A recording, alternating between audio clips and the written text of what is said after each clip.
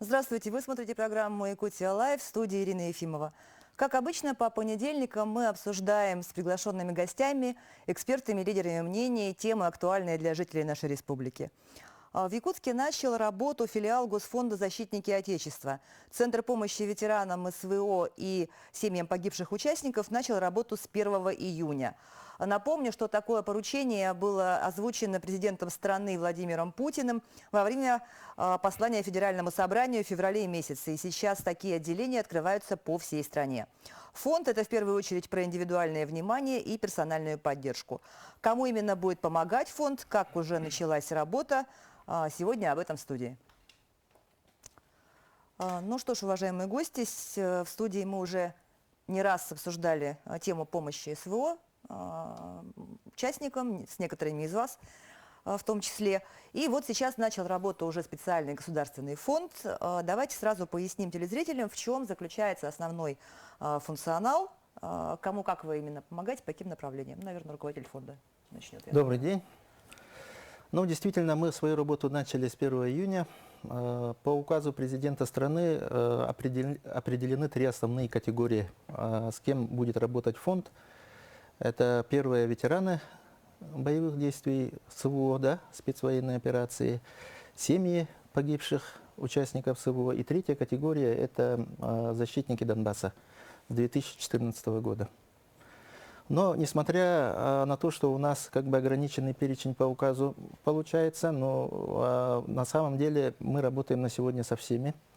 Кто к нам приходит, это и участники, и родители, ну, представители семей участников СВО действующих. То есть мы никому не отказываем, всех принимаем, ведется учет по всем направлениям их деятельности. Ну и, соответственно, помогаем решать те вопросы, которые они ставят.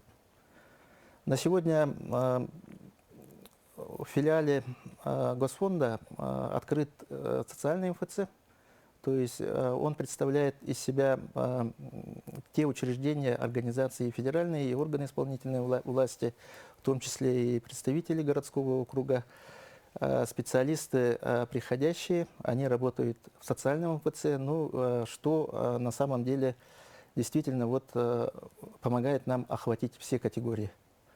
А не что только такое, ветеранов. что такое социальный МФЦ? Социальный МФЦ, ну, это в режиме единого окна, то есть и ветераны, и семьи участников СВО, и другие участники, они могут подойти в рабочее время и обратиться по своим вопросам по направлениям. В социальном МФЦ у нас представлены такие организации, как Министерство здравоохранения, Министерство образования, МФЦ представлен Республики Саха-Якутия, да? Ну и в первую очередь это Управление социальной защиты населения и другие ведомства. То есть, ну, некое единое окно, да, куда... Да, действительно, совершенно верно. Где идет маршрутизация? Александр, может, дополните? Ну, если дополнить, то... Вы же курируете, да, ваше министерство? Ну, в общем-то, да, курирует мы в плотном взаимодействии сегодня работаем уже с филиалом нашего Государственного фонда «Защитники Отечества». И вот, как Алексей Иванович сказал, у нас в социальной МФЦ представлено широким кругом органов исполнительной власти, так и органов местного самоуправления. В частности, у нас находится уже вот в Госфонде и представители Центра сопровождения по городу Якутску. Кроме того, организованы соответствующие места для медико-социальной экспертизы, что немаловажно, чтобы ветеран боевых действий мог сразу же, да, какие-то вопросы задать непосредственно и федеральным структурам. И, конечно, также организованы соответствующие, так скажем, кабинеты, где будут принимать уже непосредственно специалисты, в частности психологи, а также предусмотрены кабинеты, в которых будут демонстрироваться, да, различные технические средства реабилитации, как они работают. И, в общем-то, это организовано именно на принципах межведомственного взаимодействия. Константин, вы как вот участник СВО, вы уже обращались в этот фонд или как что происходит, как на ваш взгляд? Да, здравствуйте. Я еще не обращался, но был на открытии. В принципе, рассказали, как что будет проходить. Как участнику, когда приехал в отпуск, столкнулся с проблемами, там, получение какой-то справки, либо на реабилитацию лечь. А вот за счет фонда, я думаю, сейчас это все ускорится. То есть в одном месте пришел, как бы обратился, тебя либо положили, там, либо какую-то помощь оказали. То есть я, допустим, доволен, еще не обращался, но обращусь обязательно. Мгм. Но когда президент озвучивал свое вот это вот поручение, да, там было сказано, чтобы за каждым, за каждым участником, за каждой семьей был закреплен отдельный работник. Вот как это происходит? Это какие-то специально обученные кадры или это социальных работников перепрофилируют? На сегодня в филиале работают 27 социальных координаторов. Они все прошли обучение. И каждый социальный координатор будет закреплен персонально для комплексного сопровождения ветеранов СВО и семей погибших ветеранов СВО. Мгм. Ну вот у нас один из социальных координаторов здесь. Расскажите, пожалуйста, что это такое вообще, как это? Ну, наша работа как социального координатора заключается в персональном социальном сопровождении ветерана специальной военной операции и членов их семей, а также входит в нашу работу сопровождение членов семей погибших в специальной военной операции. Мы оказываем им поддержку, чтобы они могли получить все меры социальной поддержки, выплаты. Вот сейчас нам больше обращается по региональным и федеральным единовременным, например, выплатам. Да? И также мы являемся теми людьми, которые устанавливают контакты со всеми ведомствами, учреждениями, которые будут участвовать в этой работе. Мгм. Вы какой-то Может быть, вот дополнить Да. буквально, да, вот, то есть как проходил отбор социальных координаторов. У нас были соответствующие рекомендации от федерального фонда, и, конечно, в первую очередь рассматривались кандидаты именно с опытом работы с людьми, которые находятся в трудной жизненной ситуации. Понятно, в первую очередь это специалисты социальной защиты, социального фонда России, это люди, как раз наши сотрудники из медицинских организаций, и, соответственно, те уже нынешние коллеги, которые имеют, в принципе, опыт работы как в волонтерском движении и уже с участниками специальной военной операции. В том числе у нас были, также сейчас уже работают ребята, которые также уже прошли специальную военную операцию. Мы вот с Общественным народным фронтом как раз-таки, собственно говоря, подыскивали такие кандидатуры, чтобы уже люди, прошедшие специальную военную операцию, тоже смогли уже непосредственно оказывать помощь или в качестве социального координатора. Вы участвовали, да, Действительно, как-то в да. этом? Тут получается так, что ребята, которые у нас в первых отрядах добровольческих пошли, действительно были же пробелы в законодательстве. Они, во-первых, не были приравнены к военнослужащим. Мы плотно работали, вот Народный фронт с ними плотно работал в этом направлении. Соответственно, мы их вели, их довольно-таки приличное количество было. И некоторые из них, при нашей поддержке, конечно же, прошли все инстанции. То есть у людей реальный фактический опыт есть уже, как это делать. Плюс человек сам имеет статус, а теперь они уже все ветераны боевых действий. То есть этим ребятам проще всего объяснить, как правильно, что делать. То есть, действительно, вот координатор, координировать. И на сегодняшний день, вот у нас, если я не ошибаюсь, трое, да, по-моему? Трое ребят, это участники специальной военной операции, которые попали вот в Госфонд, стали координаторами. И действительно, мы уверены, что эта поддержка будет существенной, потому что они, помимо того, что имеют вот этот опыт, они могут с другими координаторами, соответственно, этим опытом делиться. Я, насколько знаю, мы, по-моему, передовики в этом направлении. Мало в каких регионах участники специальной военной операции зашли координаторами в Госфонд. Действительно, кому как не им, да, знать, что потребуется. Да, на гражданке уже, так сказать. Я тоже хотела дополнить, что моими коллегами также являются жены, мужья, которые сейчас служат в специальной военной операции. Действительно, у нас на самом деле вот в Якутии очень мощное сообщество жен военнослужащих, которые знают все Потому что действительно, находясь здесь, им те или иные справки нужно получить. Вот сейчас вообще вопрос стоит, хотят заключить брак. Человек там, на передовой, супруга гражданская здесь, вот необходимо заключить брак. То есть сейчас прорабатываем вот этот тоже момент, как действительно это лучше сделать. Ну, законодательно не везде возможно это так легко сделать, но в любом случае, я думаю, мы этот вопрос решим. На худой конец, как говорится, туда супруга поедет, там заключат брак. А вот этот отбор по федеральным требованиям его кто осуществляет? Это, ну, вы в фонде осуществляли или это головной фонд утверждает кандидатуры? Ну, вообще были доведены до регионов, так скажем, Критерии. да, и определенные требования, как раз-таки квалификации, рекомендации именно в том числе набрать из числа участников специальной военной операции, членов семей участников специальной военной операции. Это была, в общем-то, даже и обязательная рекомендация, поэтому значит, мы в республике, здесь у нас был организован отбор на базе Высшей школы инновационного менеджмента с привлечением Центра психологической поддержки. Соответственно, уже после информация вся направлялась, соответственно, в федеральный фонд, и все наши кандидатуры, люди, значит, претендующие на занимание этой должности, соответственно, прошли отбор и уже на федеральном уровне. И прошли какое-то обучение, да, вы специальное? Да.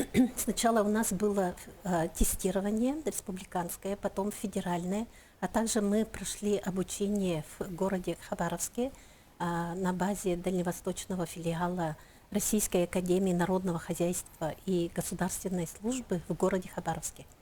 И с нами вместе обучение прошли 175 кандидатов в социальные координаторы из Забайкальского края, Хабаровского края, из Республики Бурятия, а также Амурской области.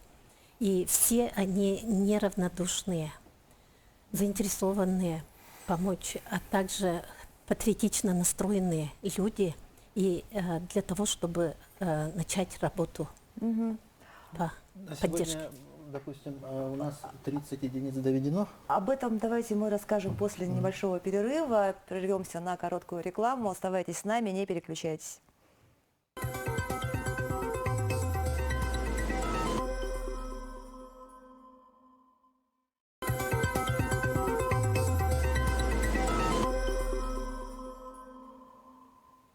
Это программа «Якутия Лайф». Мы продолжаем обсуждать открытие начала работы Госфонда «Защитники Отечества».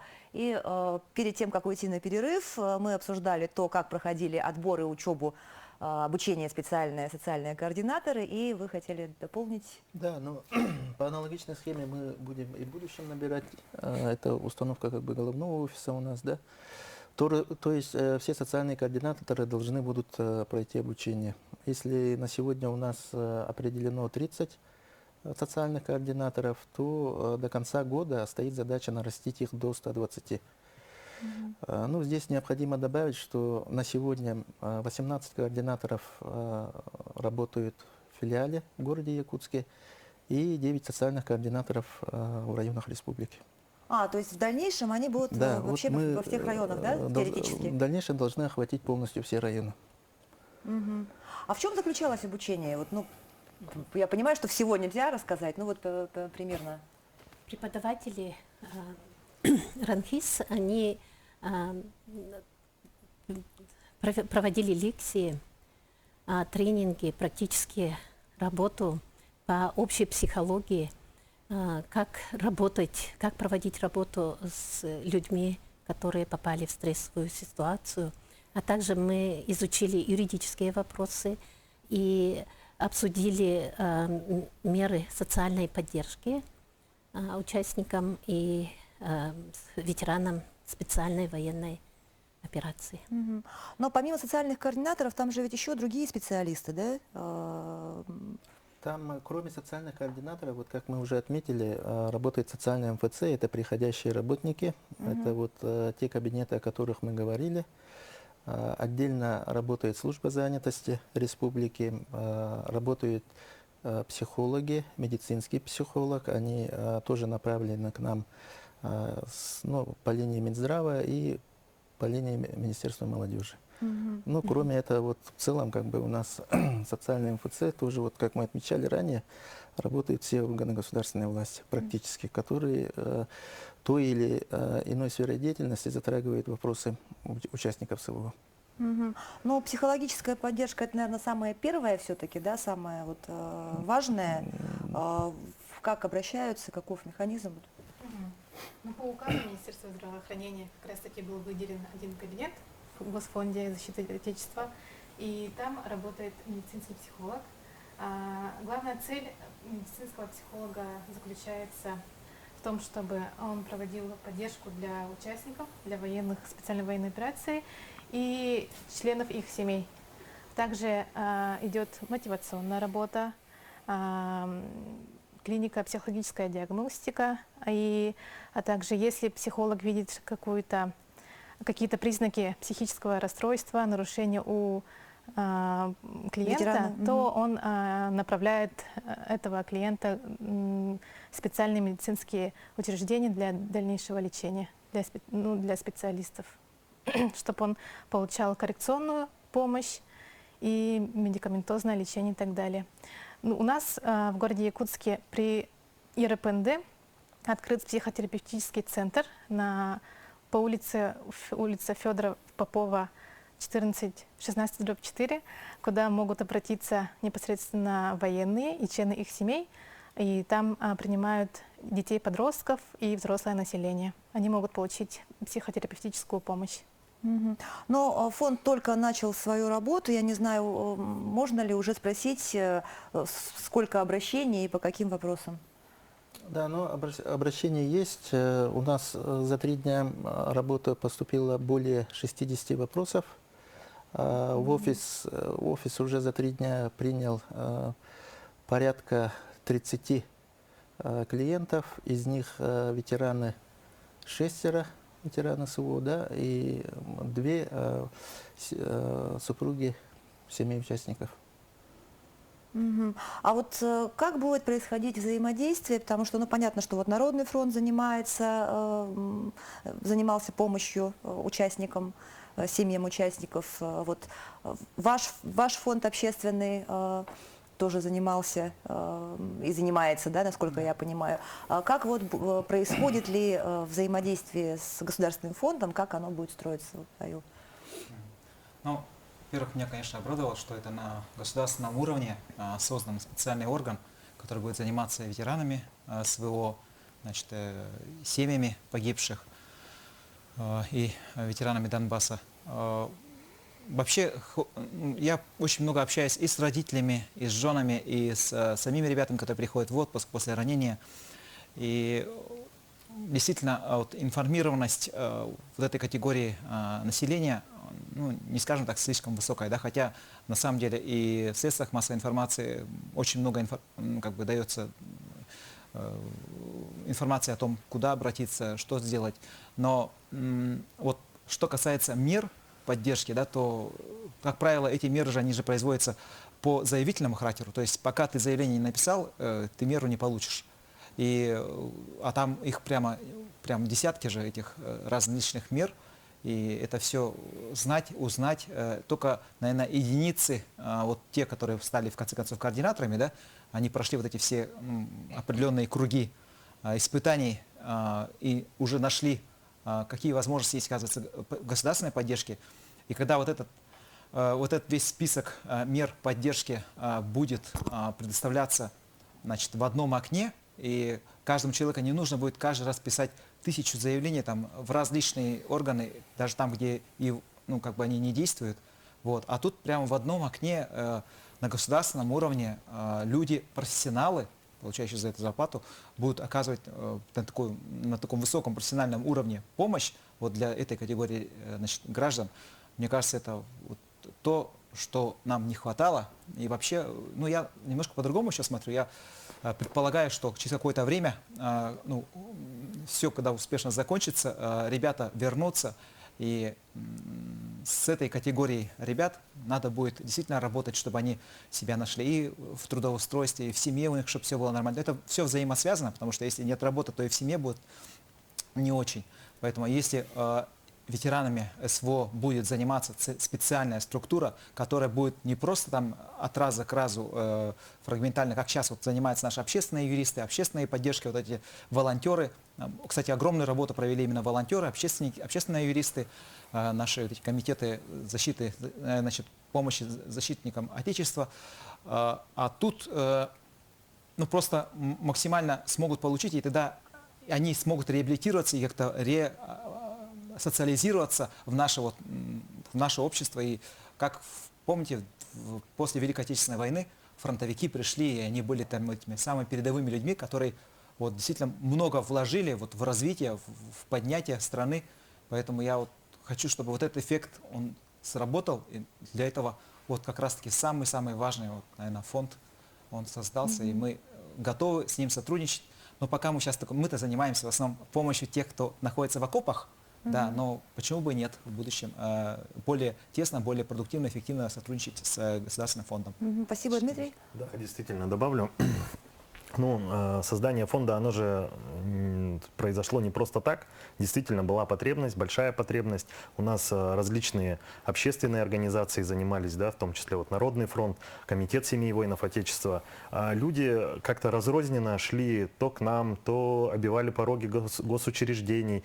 Если не находили там какой-то поддержки или, ну, не всем там по определенным признакам, да, вот меры поддержки оказываются. И допустим, идут к нам, да, найти правду в этом как бы вопросе. Естественно, мы что делали? Мы выходили на диалог вот с Министерством труда, мы плотно взаимодействуем сейчас с Еленой Александровной, естественно, вот с Алексеем Ивановичем теперь будем плотно работать. Нам проще стало, потому что действительно вот это единое окно, социальное МФЦ, оно дает свои плоды, потому что там консультации будут получены сразу. Там заявления все будут написаны непосредственно в одно окно, и не надо вот тратить время. Это самое главное — создание оперативности помощи. Но с нас, конечно, никто не снимал ту надежду и поддержку семьям. Не вся поддержка может оказываться именно фондом. Фонд занимается именно господдержкой, а у людей, у семей остаются такие потребности, как дрова необходимые. Да? Жены остались без мужей. Мужья защищают родину, и, соответственно, нужно мужское плечо, нужна мужская поддержка. И в этом плане действительно именно поддержка волонтеров, она необходима. И сейчас мы продолжаем вот это взаимодействие и с муниципалитетами. Без муниципалитетов довольно-таки сложно всю поддержку оказать. Волонтеры, они же и не предприниматели, и не госучреждения, тем более средств нет. Мы готовы какую-то физическую оказывать поддержку, а те же закупить лед, дрова, вывоз снега, да, которым мы занимались плотно, это довольно-таки большой объем работы, и который требует финансовых вложений. И здесь необходимо выстраивать именно взаимодействие с муниципалитетами. Муниципалитет, на мой взгляд, должен заложить графу расходов именно для семей СВО. То есть такой графы сейчас нет. Если у управы, например, какого-то округа исчерпан лимит на вывоз снега, все получается. Мы не можем, что ли, семьям помочь? Естественно, да, общественники, они помогают, но денег-то, конечно, на все не хватит. И вот здесь мы должны эту тему развивать. Да. Еще хотел бы дополнить, да, хочется отметить все-таки, что Арсений Сергеевич Николаев, он же всегда говорил, что мы должны знать, в чем нуждается каждый солдат, во-первых, и более того, мы должны знать, в чем нуждается его семья. Этот посыл был уже давно озвучен, и хочется отметить все-таки большую работу секретариата Ольги Валерьевны Балабкиной. Вот, ко мне тоже приходят родители, сами ребята пишут, звонят, какая-то проблема есть. Вот я часто обращался вот в секретариат Балабкиной, и они вот роль координатора выполняли они, поэтому я тоже хочу отметить их высокую работу. Константин, а вот что, ну, кому как не вам знать, что в первую очередь нужно? Самое главное в очередь, что будет, я думаю, оперативность вот это вот самое. Вот, допустим, по примеру взять, приехал в отпуск, и так количество дней мало.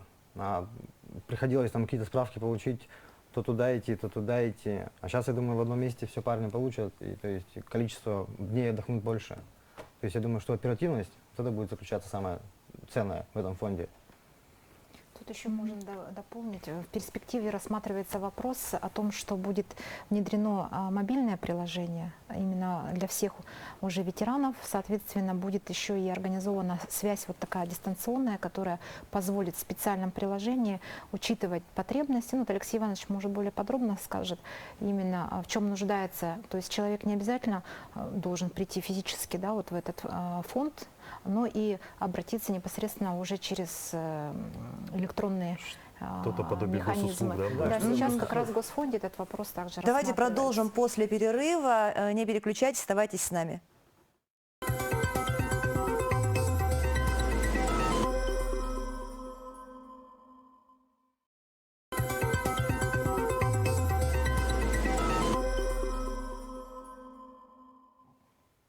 Это программа «Якутия Лайф». Мы продолжаем говорить об открытии, о начале работы Госфонда «Защитники Отечества». И перед тем, как уйти на короткий перерыв, заговорили о том, что будет некое мобильное приложение, может быть, на базе госуслуг.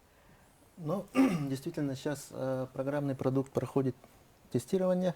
Мы уже его получили, используем на уровне филиала пока. То есть в этом программном продукте идет регистрация всех заявителей, собирается полная информация о членах семей, о самом участнике, ветеране. Да?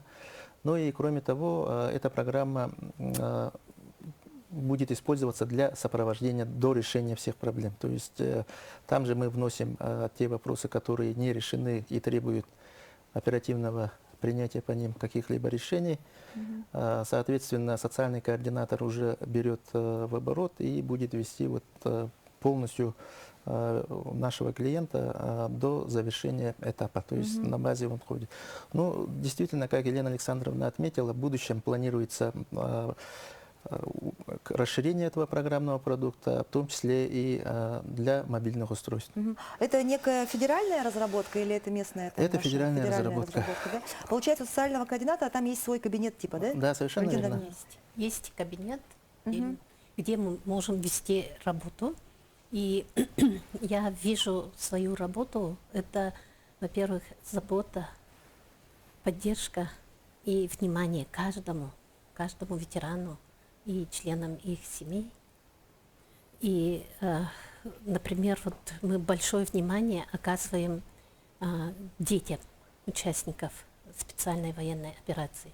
И вот 1 июня открытие нашего фонда «Защитники Отечества», он совпал с Международным днем защиты детей. И мы провели такие мероприятия, как письмо фронту, также выставка «Мой папа герой». Это выставка рисунков, где ребята рисовали своих отцов, братьев, портреты. А также мы провели мастер-класс «Первые цветы Якутии». Это украшения из полимерной глины. И наши студенты, вожатые из педагогического отряда «Дар», организовали игровую программу для детей. Эту работу мы продолжаем на постоянной основе. И те ветераны, которые обратились к нам, они готовы работать по патриотическому направлению, по организации культурных программ. Они вот изъявляют свое желание, и мы все вместе будем работать в этом. Ну вот кого, как не их, да, привлекать сейчас к патриотическому воспитанию, к этим разговорам о важном, да, которые в школе, если... И вот вы заговорили о детях. Действительно, наверное, вот психологическая работа, она нужна не только с ветеранами, да, но и с членами их семей, и с детьми. Как Да, проводится работа с детьми такое? проводится. Ну, в основном подходят именно вот дети военных. Мы их тоже принимаем. И родителей, и детей, и всех, кто нуждается в психологической помощи. А какой вообще вот регламент, в какие сроки должно быть проблема решена, обращение рассмотрено? Есть такое? Ну, таких конкретных четких сроков нету, потому что каждый вопрос, он индивидуален. И здесь надо как бы иметь в виду, что сам фонд услуги не оказывает, но он должен содействовать, ускорять принятию данных решений. Ну, то есть он перенаправляет, да, получается, в Ну и соответствующие... самое главное, это контрольные функции. И контролирует, как исполняется. Совершенно верно. То есть, получается, человек обращается, и уже исходя из личной беседы определяется, да, конкретно индивидуальная потребность. Да, если в рамках социального МФЦ, допустим, мы не решаем этот вопрос, то берется в работу, и, соответственно, уже мы отрабатываем с теми ведомствами, которые оказывают те или иные услуги. А вот работа с муниципалитетами, про которую сказал Дмитрий, она вот у фонда как В первую очередь, это наши социальные координаторы, которые на местах уже сегодня находятся. Они тесно взаимодействуют с муниципалитетами, ну и в том числе, и, соответственно, мы обязаны просто работать с муниципальными органами. Где пока нет социальных координаторов, мы уже будем напрямую отрабатывать с органами власти в местах. Валентина Ильина, вы как социальный координатор, который работает в городе Якутске, получается, работаете с администрацией города Якутска тоже, да? Да, мы работаем. И у нас в фонде находится центр поддержки семей участников ЦВО. Мы с ними тоже тесно сотрудничаем. Имеется в виду с городского округа. С городского округа. Да. Два специалиста у нас тоже приходящие ежедневно работают. В социальном МФЦ. Понятно. То есть муниципальные работники Да. приходят, работают в фонде. А вот про заявительный характер, оно вот так и будет, или в дальнейшем будет это носить, вот как скажем, такой, Проактив, да? как это называется? Проактивный, да, вот такое Ну, слово. я хотела бы здесь как раз вот отметить, да, что у нас все-таки в большей степени решен вопрос того, чтобы человек не обращался в массовые инстанции и до, значит, создания государственного фонда. В каком плане? С осени прошлого года, когда были главой республики выпущены соответствующие указы о мерах поддержки, сразу же приняли решение о том, чтобы человек не бегал от соцзащиты к образованию, еще там, значит, следующую инстанцию.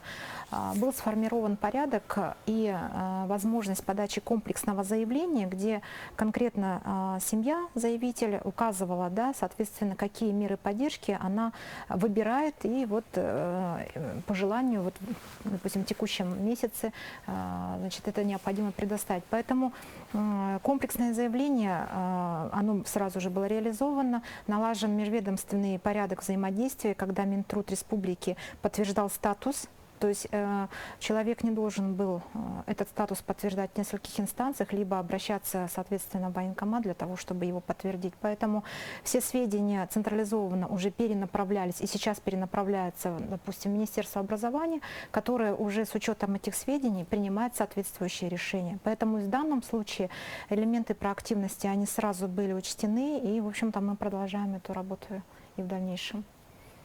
Ну, здесь действительно у нас вообще вот когда началась специальная военная операция, первым, кто принял на себя массовость вот этих вот обращений и прочего, это, конечно, был Минтруд. И тут надо отдать должное Елене Александровне. Мы много вопросов рассмотрели, были какие-то и трудные вопросы. Они по сей день остаются, потому что, правильно вот сказал Алексей Иванович, это абсолютно индивидуальный подход. Абсолютно разные могут быть обращения. Ну вот, например, мы были, да, у Селдане, там у супруги погибшего, да, у нее была проблема с отоплением дома. То есть он как бы находился, когда там, конечно, этот вопрос должен был решить, но случилось так, что его мобилизовали.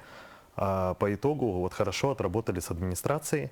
Соответственно, они установили это отопители, 16 штук, 300 квадрат дом.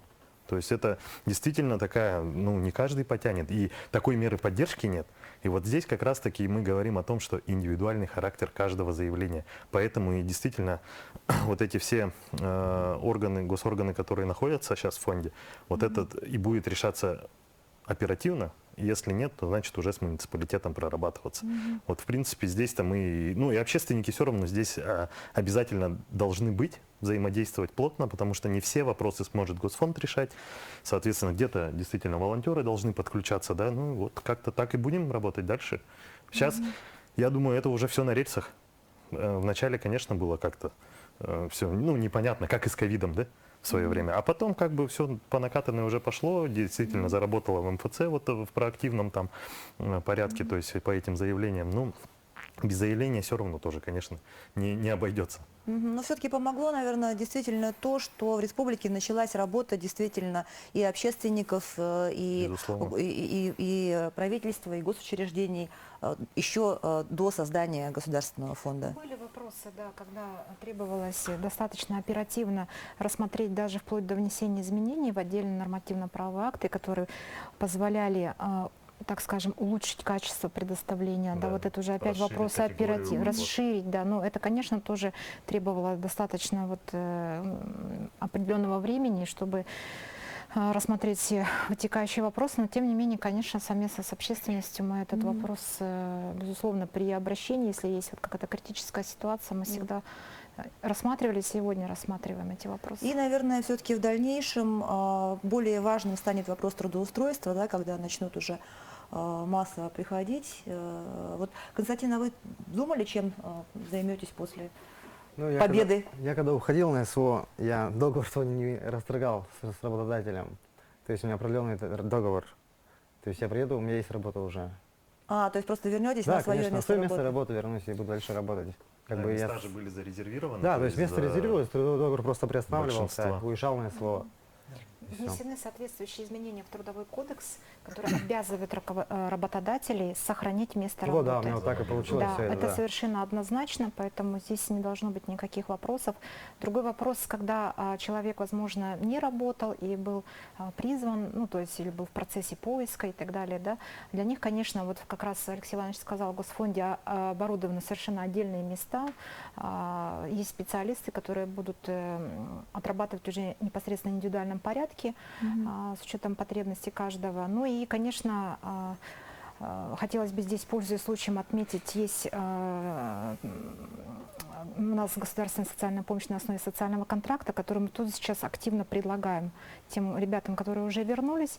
И это тоже будет являться одним из серьезных таких Ну подспорий и для еще вот такой самозанятости. тяжелый, в смысле сложный вопрос, да, это вот средства технической реабилитации. Ну, дорогостоящие, такое вот, кто может на это рассчитывать, как это будет решается? Ну, на сегодня... То есть тоже кабинет же отдельный, да? Да, на сегодня участники СВО, они когда при получении определенных ранений, которые требуют технические средства реабилитации, то в первую очередь проходят через госпиталь Минобороны, у которых заключены контракты, и они, соответственно, обеспечивают теми средствами.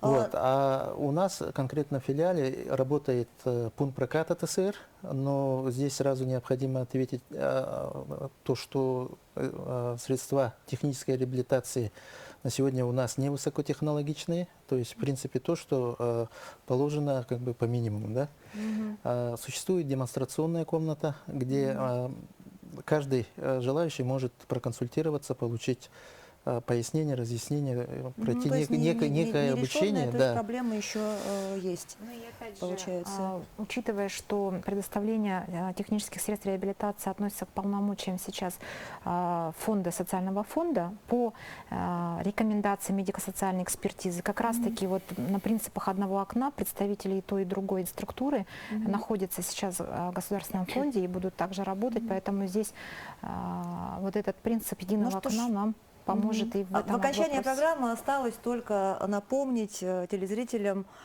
куда обращаться. В городе Якутске филиал работает по адресу Аюнского 41/1.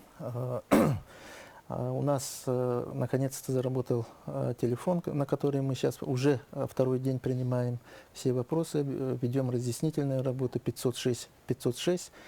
Ну и в районах наши соцкоординаторы работают на площадке управления социальной защиты населения. Ну что ж, это была программа «Якутия Лайф». Меня зовут Ирина Ефимова. Смотрите нас на телеканале «Якутия-24» по будням в 19:15. Расскажем, чем живет Якутия.